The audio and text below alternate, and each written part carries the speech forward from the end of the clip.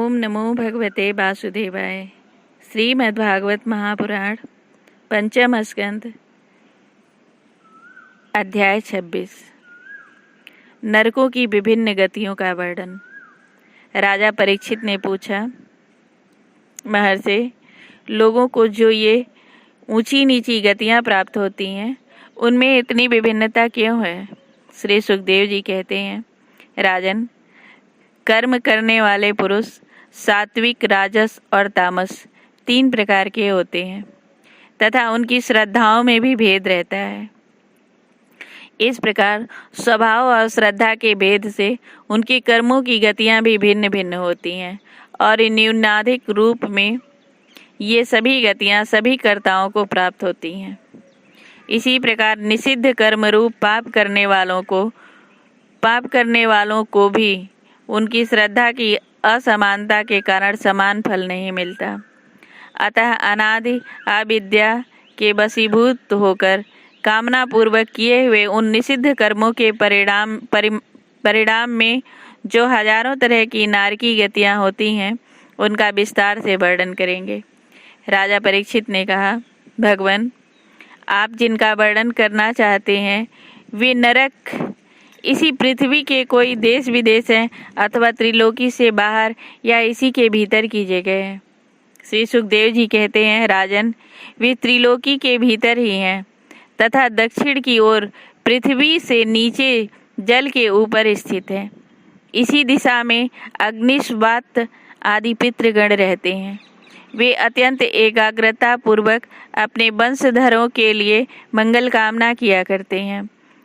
उन नरक लोक में सूर्य के पुत्र पितृराज भगवान यम अपने सेवकों के सहित रहते हैं तथा भगवान की आज्ञा का उल्लंघन न करते हुए अपने दूतों द्वारा वहां लाए हुए मृत प्राणियों को उनके दुष्कर्मों के अनुसार पाप का फल दंड देते हैं। परीक्षित, कोई कोई लोग नरकों की संख्या 21 बताते हैं, अतः हम नाम, रूप और लक्षणों के अनुसार उनका क्रमशः वर्णन करते हैं। उनके नाम ये हैं: तामिश्र, अंधतामिश्र, रौरव, महारौरव, कुंभीपाक, कालसूत्र, असिपत्रवन, सूकरमुख, अंधकूप, कृमिभोजन, संदंस, तप्तसूर्मी, वज्रकंटक, सालमती, बैतरणी, पूयोध, प्राणरोध, विषशन, लालाभक्ष, सारमेयादन, अभिच और अयहपान। इनके सिवा क्षार कर्दम, रक्षोगढ़ भोजन, शूलप्रोत, दंतसूक, अवट निरोधन, पर्यावर्तन और सूचीमुख, ये 7 और मिलाकर कुल 28 नरक तरह तरह की यातनाओं को भोगने के स्थान हैं। जो पुरुष दूसरों के धन, संतान अथवा स्त्रियों का हरण करता है, उसे अत्यंत भयानक यमदूत कालपाश में बांधकर बलात् तामिश्र नरक में गिरा देते हैं। उस अंधकार में नरक में उसे अन्न जल न देना, डंडे लगाना और भय दिखलाना आदि अनेक प्रकार के उपायों से पीड़ित किया जाता है। इससे अत्यंत दुखी होकर वह एकाएक मूर्छित हो जाता है। इसी प्रकार जो पुरुष किसी दूसरे को धोखा देकर उसकी स्त्री आदि को भोगता है, वह अंधतामिश्र नरक में पड़ता है। वहाँ की यातनाओं में पड़कर वह जड़ से कटे हुए वृक्ष के समान वेदना के मारे सारी सुध बुध खो बैठता है और उसे कुछ भी नहीं सूझ पड़ता। इसी से इस नरक को अंधतामिश्र कहते हैं। जो पुरुष इस लोक में यह शरीर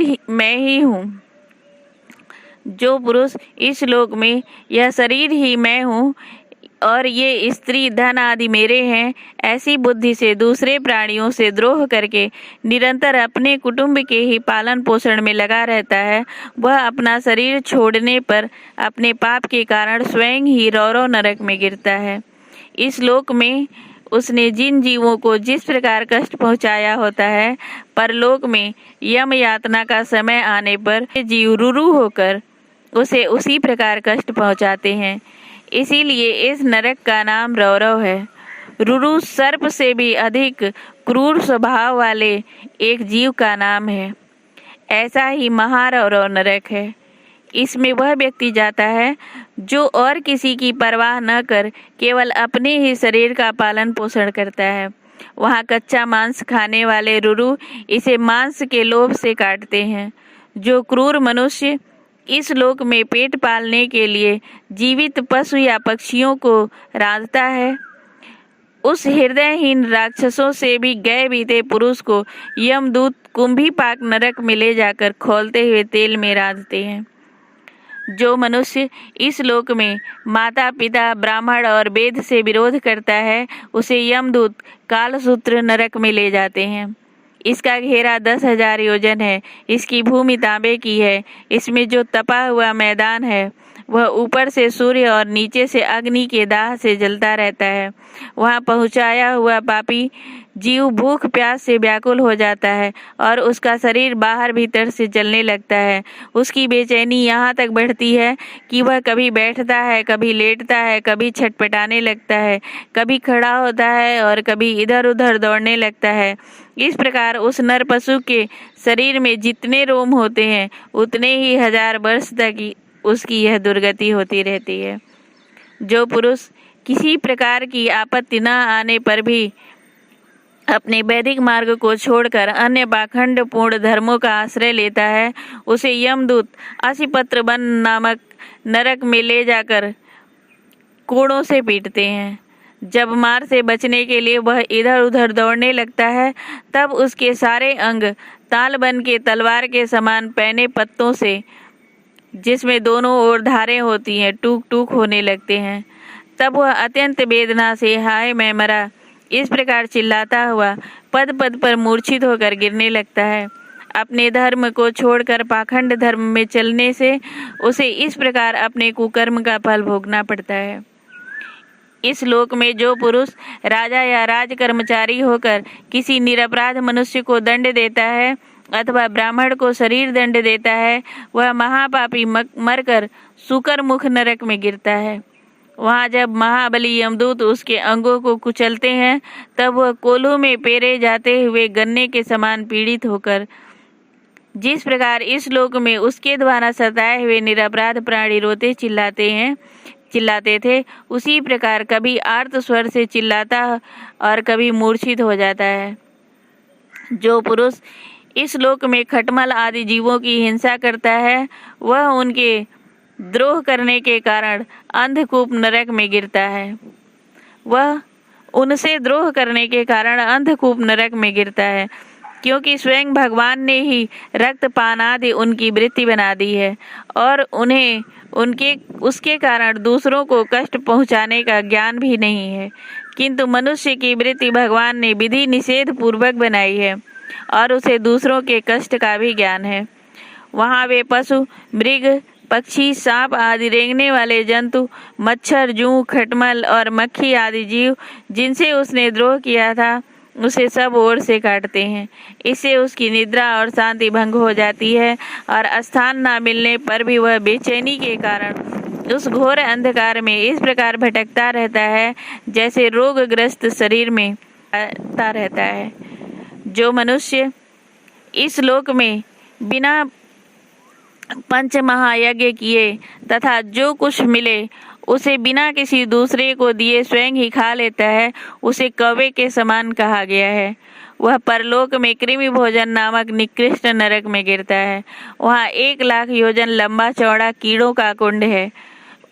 उसी में उसे भी कीड़ा बनकर रहना पड़ता है और जब तक अपने पापों का प्रायश्चित ना करने वाले उस पापी के बिना दिए और बिना हवन किए खाने के दोष का अच्छी तरह शोधन नहीं हो जाता, तब तक वह उसी में पड़ा पड़ा कष्ट भोगता रहता है। वहाँ कीड़े उसे नोचते हैं और वह कीड़ों को खाता है। राजन, इस लोक में जो व्यक्ति चोरी या बरजोरी से ब्राह्मण के अथवा आपत्ति का समय न होने पर भी किसी दूसरे पुरुष के सुवर्ण और रत्न आदि का हरण करता है, उसे मरने पर यमदूत सदंस नामक नरक में ले जाकर तपाए हुए लोहे के गोलों से दागते हैं और सड़सी से उसकी खाल नोचते हैं। इस लोक में यदि कोई पुरुष अगम्या स्त्री के साथ संभोग करता है अथवा कोई स्त्री अगम्य पुरुष से व्यभिचार करती है, तो यमदूत उसे तप्त सूर्मी नामक नरक में ले जाकर कोड़ों से पीटते हैं तथा पुरुष को तपाए हुए लोहे की और स्त्री मूर्ति से और स्त्री को तपाई हुई पुरुष प्रतिमा से आलिंगन कराते हैं। जो पुरुष इस लोक में पशु आदि सभी के साथ व्यभिचार करता है, उसे मृत्यु के बाद यमदूत वज्र कंटक सालमली नरक में गिराते हैं और वज्र के समान कठोर कांटों वाले सेमर के वृक्ष पर चढ़ाकर फिर नीचे की ओर खींचते हैं। जो राजा या राजपुरुष इस लोक में श्रेष्ठ कुल में जन्म पाकर भी धर्म की मर्यादा का उच्छेद करते हैं, वे उस मर्यादा अतिक्रमण के कारण मरने पर बैतरणी नदी में पटके जाते हैं। यह नदी नरकों की खाई के समान है। उसमें मल मूत्र पीप रक्त केश नख हड्डी चर्बी मांस और मज्जा आदि गंदी चीजें भरी हुई हैं। वहां गिरने पर उसे इधर उधर से जल के जीव नोचते हैं, किंतु इससे उनका शरीर नहीं छूटता। पाप के कारण प्राण उसे बहन किए रहते हैं और वे उस दुर्गति को अपनी करनी का फल समझकर मन ही मन संतप्त होते रहते हैं। जो लोग शौच और आचार के नियमों का परित्याग कर तथा लज्जा को तिलांजलि देकर इस लोक में शूद्राओं के साथ संबंध गांठकर पशुओं के समान आचरण करते हैं, वे भी मरने के बाद पीप विष्ठा मूत्र कफ मल से भरे हुए पुयोद नामक समुद्र में गिरकर उन अत्यंत घृणित वस्तुओं को ही खाते हैं। इस लोक में जो ब्राह्मण आदि उच्च वर्ग के लोग कुत्ते अथवा गधे पालते और शिकार आदि में लगे रहते हैं तथा शास्त्र के विपरीत पशुओं का वध करते हैं, मरने के पश्चात वे प्राण रोध नरक में डाले जाते हैं और वहां यमदूत उन्हें लक्ष्य बनाकर बाणों से बीधते हैं। जो पाखंडी लोग पाखंड पूर्ण यज्ञों में पशुओं का वध करते हैं, उन्हें परलोक में वैसस नरक में डालकर वहां के अधिकारी बहुत पीड़ा देकर काटते हैं। जो द्विज कामातुर होकर अपनी स्वर्णा भार्या को बेपान कराता है, उस पापी को मरने के बाद यमदूत वीर्य की नदी में लालभक्ष नामक नरक में डालकर वीर्य पिलाते हैं। जो कोई चोर अथवा राजा या राजपुरुष इस लोक में किसी के घर में आग लगा देते हैं, किसी को विष दे देते हैं अथवा गांव या व्यापारियों की टोलियों को लूट लेते हैं, उन्हें मरने के बाद सार में यादन नामक नरक में वज्र की सी डाढ़ों वाले 720 यमदूत कुत्ते बनकर बड़े वेग से काटने लगते हैं। इस लोक में जो पुरुष किसी की गवाही देने में, व्यापार में अथवा दान के समय किसी भी तरह झूठ बोलता है, वह मरने पर आधार शून्य अभिसीमान नरक में पड़ता है। वहां उसे 100 योजन ऊंचे पहाड़ के शिखर से नीचे को सिर करके गिराया जाता है। उस नरक की पत्थर की भूमि जल के समान जान पड़ती है, इसीलिए इसका नाम अभिसीमान है। वहां गिराए जाने से उसके शरीर के टुकड़े टुकड़े हो जाने पर भी प्राण नहीं निकलते, इसलिए उसे बार बार ऊपर ले जाकर पटका जाता है।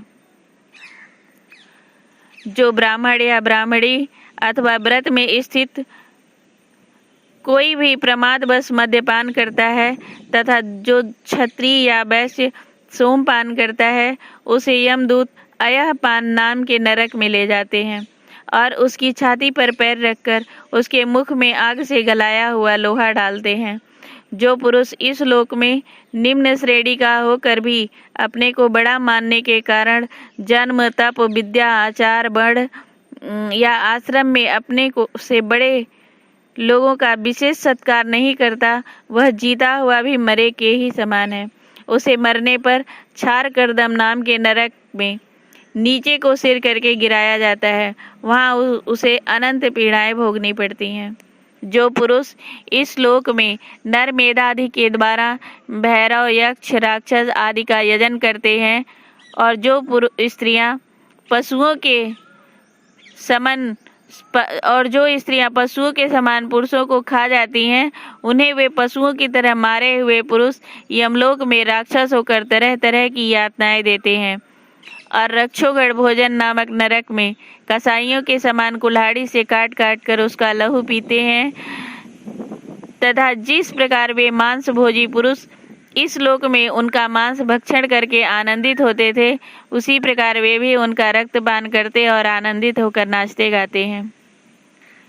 इस लोक में जो लोग वन या गांव के निरपराध जीवों को, जो सभी अपने प्राणों को रखना चाहते हैं, तरह तरह के उपायों से फुसला कर अपने पास बुला लेते हैं, फिर उन्हें कांटे से बेध कर या रस्सी से बांध कर खिलवाड़ करते हुए तरह तरह की पीड़ाएं देते हैं, उन्हें भी मरने के पश्चात यम यातनाओं के समय शूलप्रोत नामक नरक में शूलों से बेधा जाता है।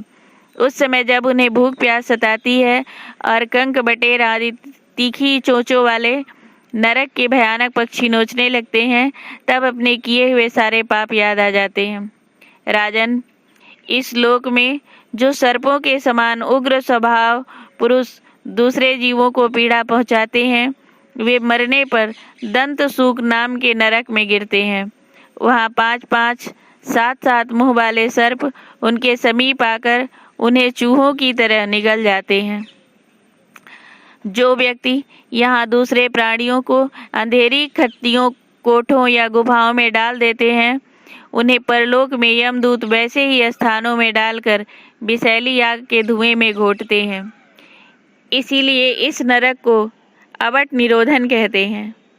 जो गृहस्थ अपने घर आए अतिथि अध्यागतों की और बार बार क्रोध में भरकर ऐसी कुटिल दृष्टि से देखता है मानो उन्हें भस्म कर देगा, वह जब नरक में जाता है तब उस पाप दृष्टि के नेत्रों को गिद्ध, कंक, काक और बटेर आदि वज्र की सी कठोर चोंचों वाले पक्षी बलात् निकाल लेते हैं।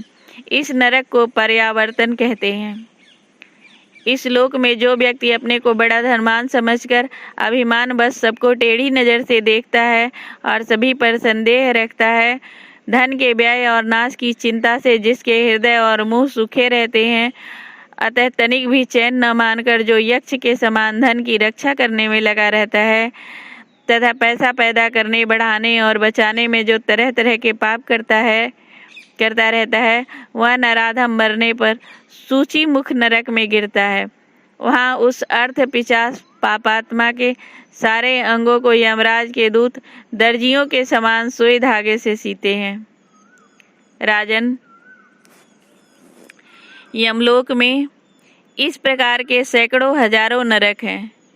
उनमें जिनका यहाँ उल्लेख हुआ है और जिनके विषय में कुछ नहीं कहा गया, उन सभी में सब अधर्म परायण जीव अपने कर्मों के अनुसार बारी बारी से जाते हैं। इसी प्रकार धर्मात्मा पुरुष स्वर्ग आदि में जाते हैं। इस प्रकार नरक और स्वर्ग के भोग से जब इनसे अधिकांश पाप और पुण्य क्षीण हो जाते हैं, तब बाकी बचे हुए पुण्य पाप कर्मों को लेकर ये फिर इसी लोक में जन्म लेने के लिए लौट आते हैं। इन धर्म और अधर्म दोनों से विलक्षण जो निवृत्ति मार्ग है, उसका तो पहले द्वितीय स्कंध में ही वर्णन हो चुका है। पुराणों में जिसका 14 भुवन के रूप में वर्णन किया गया है, वह ब्रह्मांड कोश इतना ही है। यह साक्षात परम पुरुष श्री नारायण का अपनी माया के गुणों से युक्त अत्यंत स्थूल स्वरूप है। इसका वर्णन मैंने तुम्हें सुना दिया। परमात्मा भगवान का उपनिषदों में वर्णित निर्गुण स्वरूप यद्यपि मन बुद्धि की पहुँच के बाहर है, तो भी जो पुरुष इस स्थूल रूप का वर्णन आदर पूर्वक पढ़ता, सुनता या सुनाता है, उसकी बुद्धि श्रद्धा और भक्ति के कारण शुद्ध हो जाती है और वह उस सूक्ष्म रूप का भी अनुभव कर सकता है। यति को चाहिए कि भगवान के स्थूल और सूक्ष्म दोनों प्रकार के रूपों का श्रवण करके पहले स्थूल रूप में चित्त को स्थिर करे, फिर धीरे धीरे वहाँ से हटाकर उसे सूक्ष्म में लगा दे। परीक्षित, मैंने तुमसे पृथ्वी, उसके अंतर्गत दीप, वर्ष, नदी, पर्वत, आकाश, समुद्र, पाताल, दिशा, नरक, ज्योतिर्गण और तीनों लोकों की स्थिति का वर्णन किया। यही भगवान का अति अद्भुत स्थूल रूप है, जो समस्त जीव समुदाय का आश्रय है। प्रेम से बोलो श्री भागवत भगवान की जय।